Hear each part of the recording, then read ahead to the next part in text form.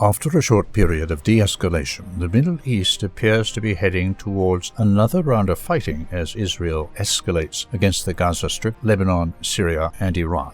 The escalation began from Gaza on February 10th, when Hamas said it would delay hostage release until further notice due to what it claimed were Israeli violations of the ceasefire agreement, which was brokered by the United States, Egypt, and Qatar.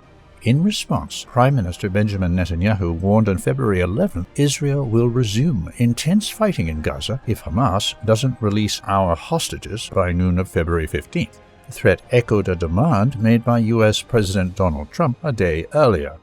On February 13th, Hebrew media reported that Israel sent a message to Hamas through mediators, Egypt and Qatar, that the hostage release ceasefire deal will continue if the group releases 3 more hostages on February 15th. While Hamas stressed its commitment to the deal, it is still unclear if the group will go on with the swap.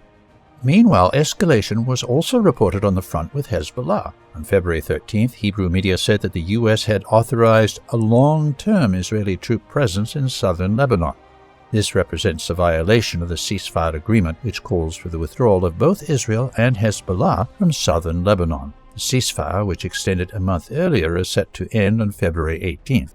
Israel's Kan public broadcaster said that Israeli forces have begun establishing the 5 outposts where it would like to remain after receiving approval from Washington. While establishing the new outposts, the troops are withdrawing from nearby Shiite villages, including in southeast Lebanon and the Mount Dov area, according to Kan. Hezbollah will not likely tolerate this.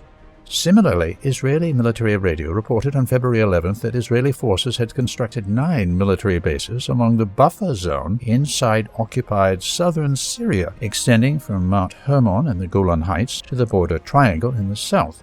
According to the radio station, Israel's presence in Syria will go beyond 2025, with 3 brigades operating there.